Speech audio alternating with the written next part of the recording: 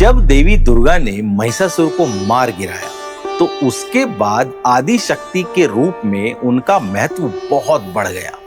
इसी की वजह से आगे चलकर जब संप्रदाय बने तो उनमें से एक शाक्त संप्रदाय भी था। भारतीय धार्मिक परंपराओं में कुल मिलाकर 4 प्रमुख संप्रदाय माने गए हैं: वैष्णव, शैव, शाक्त और स्मार्त।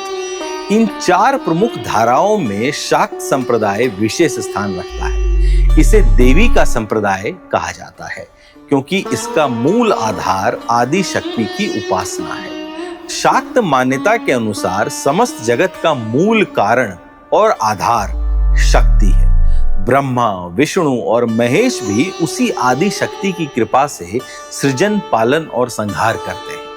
वेदों में शक्ति की स्तुति उमा, हिरण्यगर्भा, आद्य शक्ति के रूप में भी मिलती है। ऋग्वेद के देवी सूक्त में शक्ति को विश्वेश्वरी जगतो जननी कहा गया है। मार्कंडेय पुराण का देवी महात्म्य यानी दुर्गा सप्तशती शाक्त संप्रदाय का आधार ग्रंथ है। इसमें देवी को सर्वश्रेष्ठ, सर्वव्यापी और परम ब्रह्म का रूप कहा गया है। शाक्त दर्शन कहता है कि परम सत्य, निराकार चेतना और शक्ति दोनों से मिलकर पूर्ण होता है। शिव और शक्ति का संबंध इसी बात का प्रतीक है। शिव बिना शक्ति के शव है। शाक्त संप्रदाय शक्ति को न केवल ब्रह्मांड की जननी मानता है बल्कि उसे मोक्षदायिनी भी कहता है। शाक्त संप्रदाय समय के साथ विभिन्न मार्गों में विभाजित हुआ। इसकी जो मुख्य शाखाएं निकली उसमें पहली है श्री विद्या परंपरा। यह सबसे प्रतिष्ठित और सात्विक शाक्त परंपरा मानी जाती है। श्री विद्या साधना में देवी ललिता त्रिपुर सुंदरी को सर्वोच्च माना जाता है और श्री चक्र या श्री यंत्र इस साधना का केंद्र बिंदु है। इसे ब्रह्मांड का ज्यामितीय रूप यानी ज्योमेट्रिकल स्ट्रक्चर भी कहते हैं। यहाँ पूजा, ध्यान, भजन, होम आदि के माध्यम से साधक आध्यात्मिक ऊंचाई प्राप्त करता है।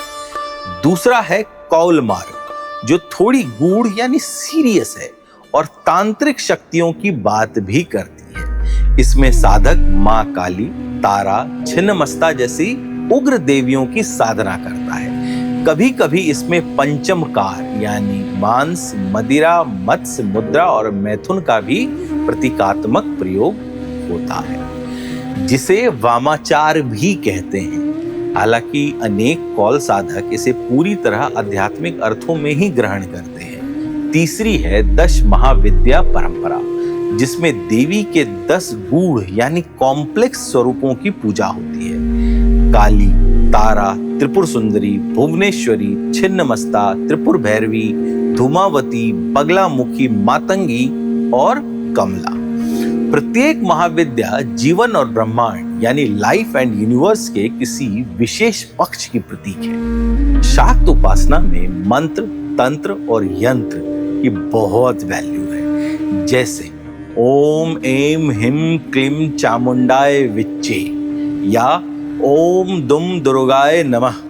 फिर यंत्र में देवी का ज्यामितीय स्वरूप जैसे श्री चक्र, उसी तंत्र में विशेष विधियां, आसन और अनुष्ठान सब शामिल होते हैं। पूजा भी 2 तरीकों से होती है: सात्विक पूजा यानी गाने, भजन, कीर्तन, हवन, उपवास, आरती, और दूसरी है तांत्रिक पूजा जो है गूढ़ साधना, तंत्र, मंत्र, रात्रि अनुष्ठान, उसमें सब होता है।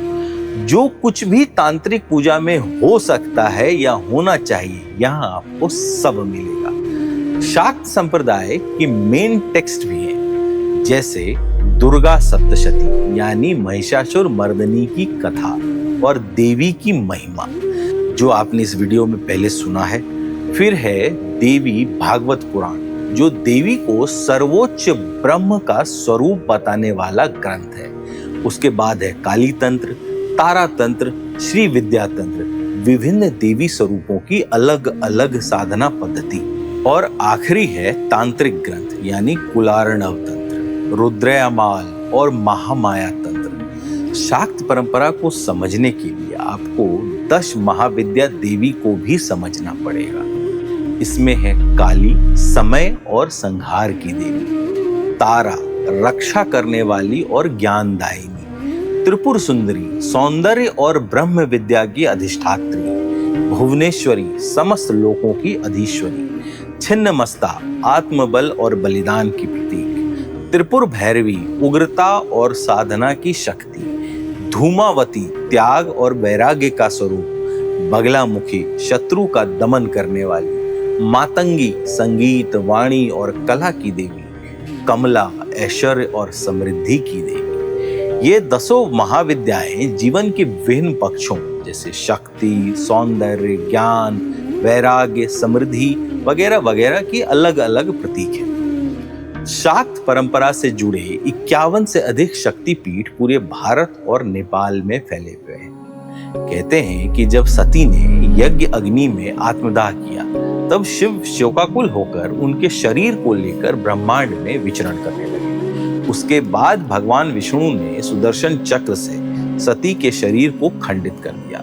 जहां जहां उनके अंग गिरे वहां शक्तिपीठ बने। इनमें से जो प्रमुख शक्तिपीठ हैं वो है आसाम में कामाख्या, जो है तांत्रिक साधना का एक बहुत ही प्रमुख केंद्र। कोलकाता में काली घाट यानी माँ काली का प्रसिद्ध धाम। जम्मू में वैष्णो देवी जो त्रिकुट पर्वत पर स्थित है। ज्वाला जी जो हिमाचल में है जहां देवी ज्वाला रूप में प्रकट हुई थी। और कांची कामाक्षी जो है तमिलनाडु में, दक्षिण भारत का एक बहुत ही प्रमुख शक्तिपीठ। आज के समय में शाक्त परंपरा केवल धार्मिक अनुष्ठानों तक सीमित नहीं है, इसके गहरे दार्शनिक और मनोवैज्ञानिक अर्थ हो